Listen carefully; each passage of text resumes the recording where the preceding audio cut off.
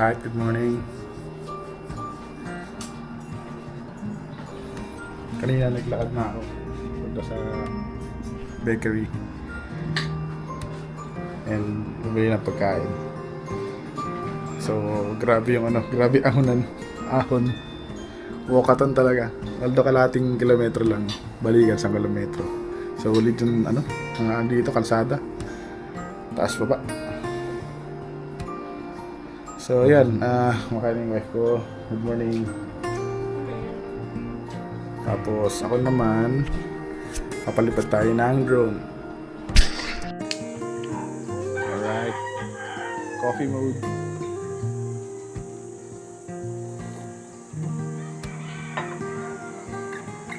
Another day in paradise, sabi rito.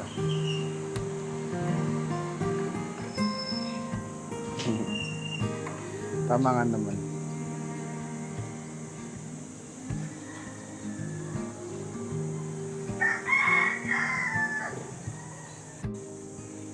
So yun nga, kanina naglakad-lakad ako. Layo pa lang nun. Baba dun. Palaban ako, kala ko kaya ko. So, again, dito tayo sa Coron, Palawan.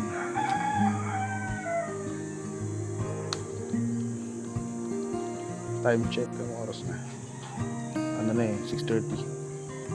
Pa 7 na. So, kape na ako.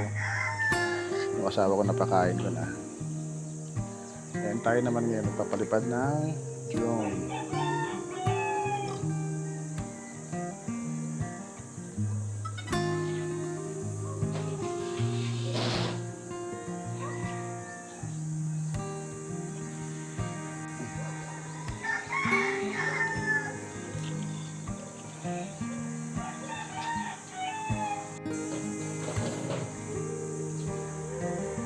Ganda magpalipad ng drone ngayon kasi patay ang hangin.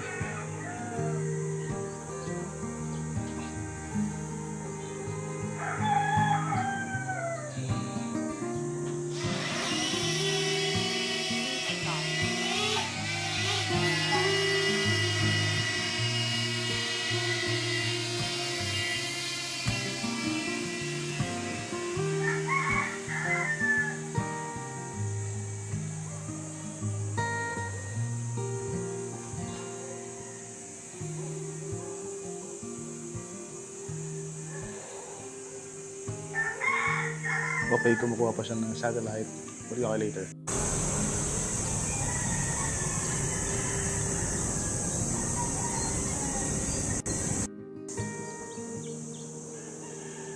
So, napagpalipad tayo ng drone. Grabe ang kaba ko. Never ka talaga makakamaster ng drone. Maliban piloto ka. Comedy. So, baba tayo ng room.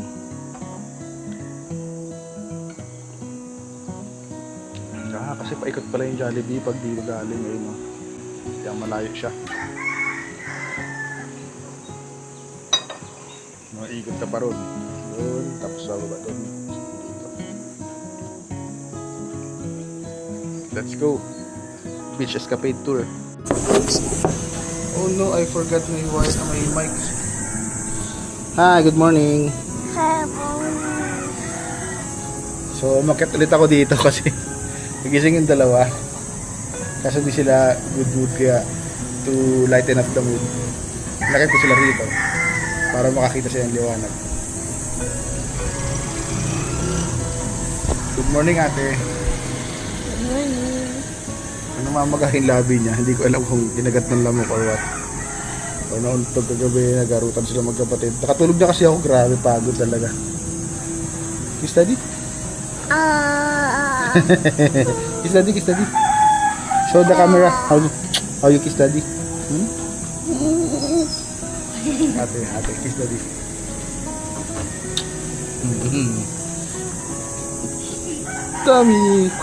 Tummy. Are you not hungry pa, ate? No, I don't want to eat lunch. I don't want to eat breakfast.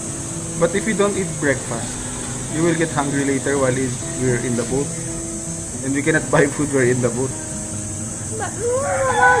Mabot tayo? Oh.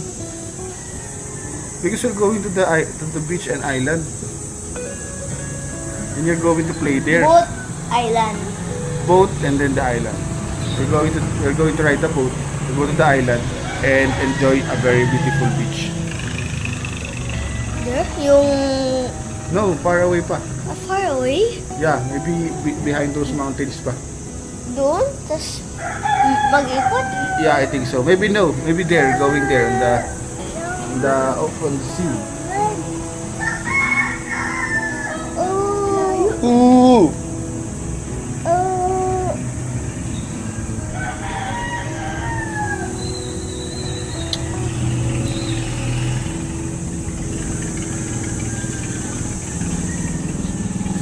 Alright. So ang sundo will be around I think 8 ang sundo namin. Pero prepare na kami. Oh no, what's that? What do you see? What do you see? You see a boat? Later. Samahan nyo kami. Right, so dito namin sa bangka ngayon. Grabe ang tagal namin nagantay. Pero alis na. Alright. Ayan yung aming tour guide. Si Nemo. Si Nemo. Yeah, pwede siguro dyan.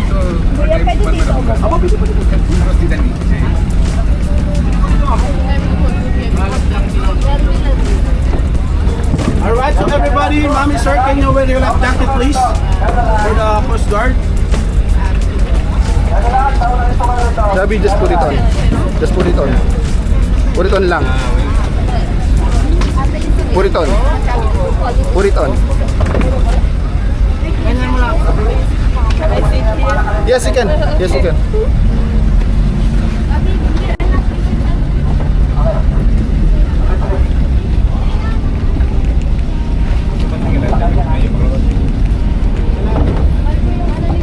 Let me just remove that.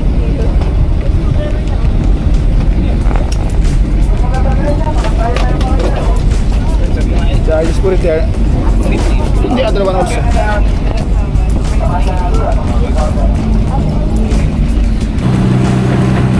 Yeah guys, meron na kami 1 hour mahigit na mga biyahe. And wala pa kami sa isla. Natulog na kami. So, dahil nga beach escapade to, or like tambay lang sa mga beaches. Ang problema, kaya pala tatlong beach lang dahil malalayo ang different distansya. Hindi ako.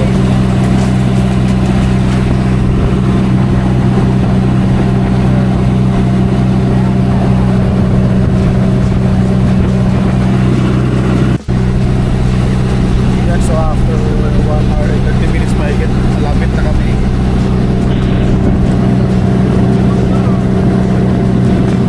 Napaka-clear ng water dito. So ayun yata siya. Ayun yata siya yung beach. So hindi ko alam kung bakit parang gumigilid pa. So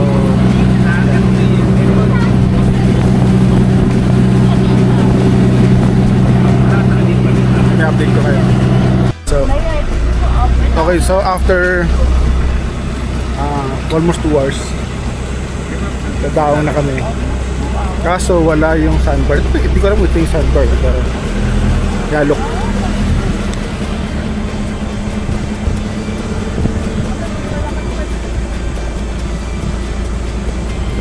Okay.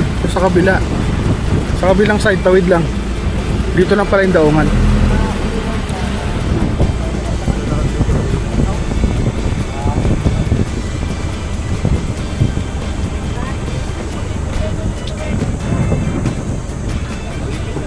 Saan kaya kami dadaw? Ay, mainit. Alright. So dito na tayo sa Malcapuyo Island. It's 11:30 na. lipat pa tayo doon sa kabilang isla bago makakain. So yung mga anak ko nag-enjoy na sa dagat. So yung mga asawa. Ayun yung sa aking anak. Bobby!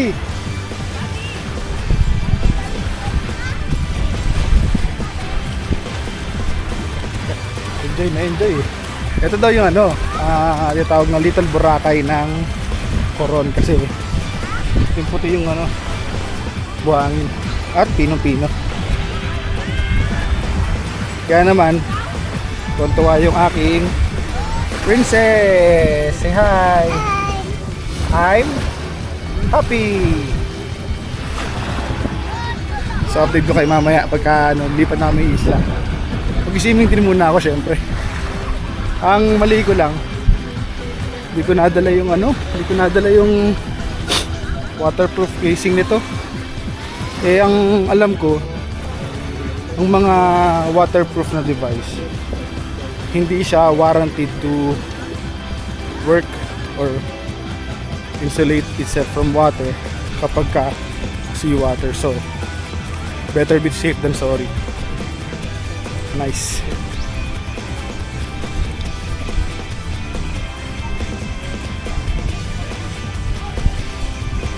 So ayan si Kuya Nemo, aming tour guide for today. Okay, dito na kami sa Coco Beach. Bakit tinawag na Coco Beach? Dahil maraming coconut.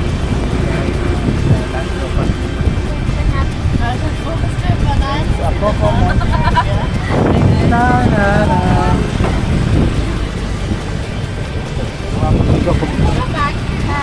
Coco Beach. We're here at Coco Beach. We're here. You mean in coconut? It's a coconut. Oh my God.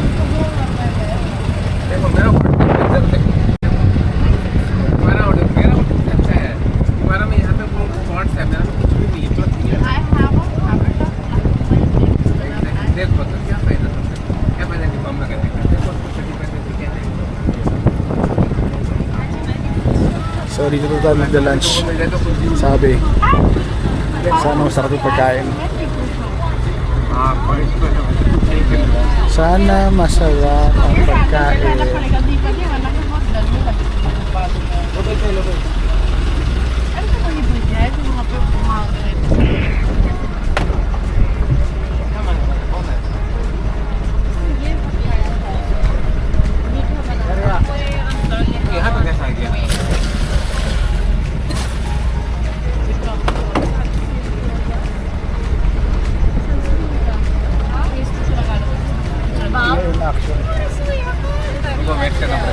Alright. Kain na.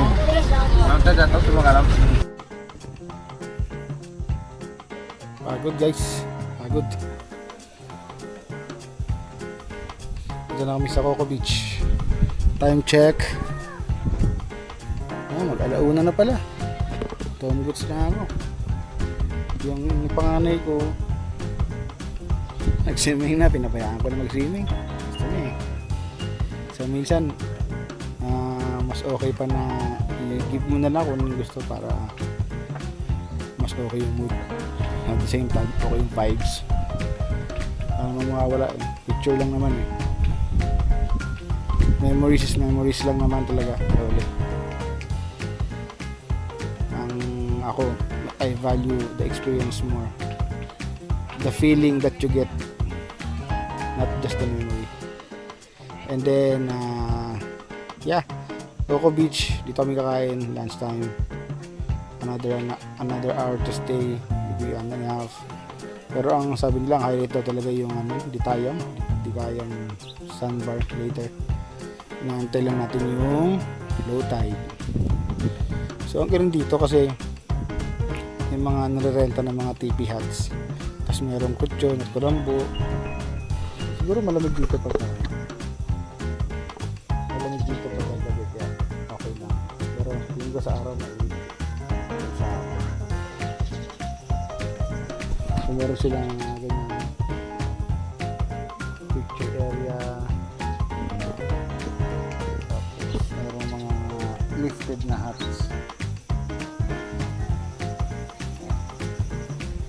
likod tapos marami pang buyan. Yung mga higan.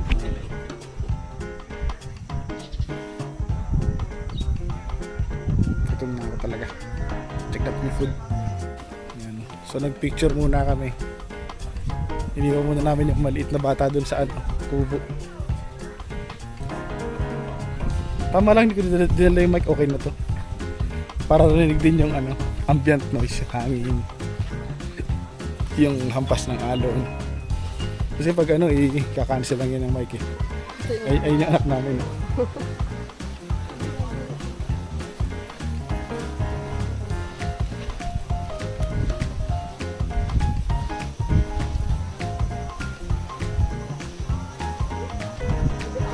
What you doing? Hi. Wait lang tayo ng lunch.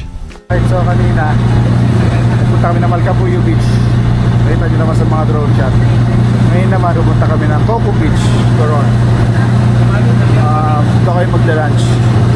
So 20 minutes na tayo yung biyahe. And the boat is running around 15 minutes na. Malapit na siguro. Baka yan na yan.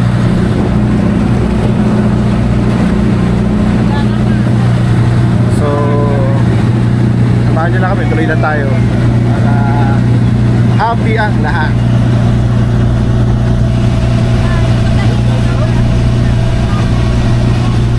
Alright, so we're done with Coco Beach lunch and we're now going to ano yun? Nalimutan ko rin pangalan. Anong pangalan ng Sandbar? San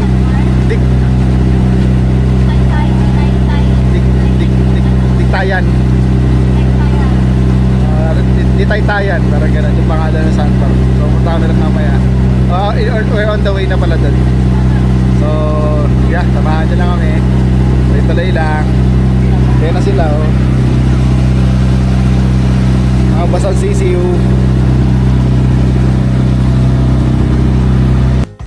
Ikot tayo dito sa Coco Beach. Ito yung kanilang mga tipi hut. May electric fan, may bed, may kulampo, may unan. So meron dito 3 na ginagawa pa ron. Tapos merong mga dome hut pa to.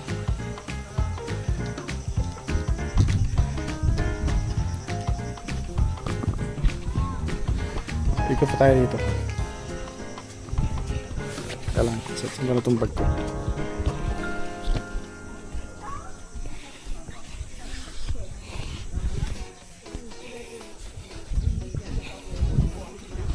Yung anak kong vampira. May dede na naman.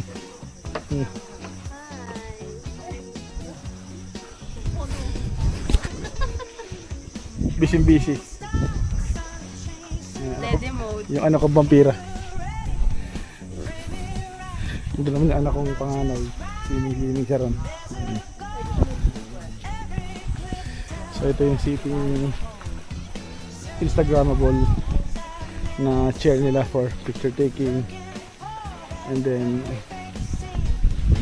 there's a group hammock here.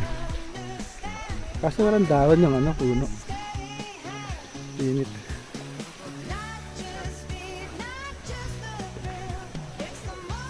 Ang galing. Coco Beach. Galing, may duyan. Nakapalibot sa puno. Ano pa meron dito? Eating area na pala. Punta natin yung ibang mga nila. Punta natin yung ibang mga kubo nila. Let's go there.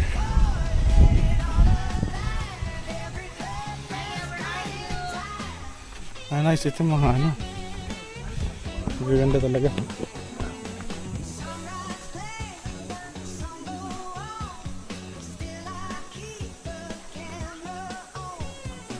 Grabe, trick na trick na yung araw.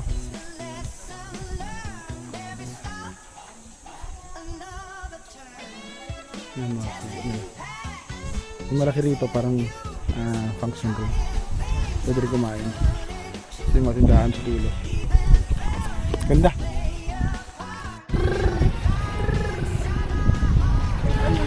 Taytayan Beach. Let's go there. Let's go in the water. Let's swim. Okay. See you later. Yeah, after just a short ride, dito na kami sa sandbar. Kaso yung mababa yung tubig.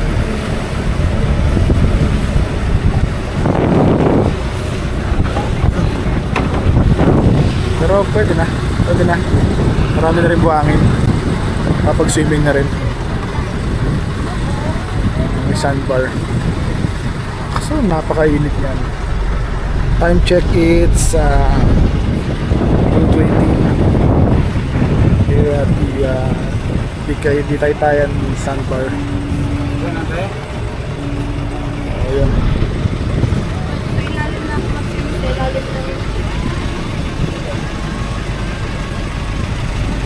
Bagsak ang mga bata.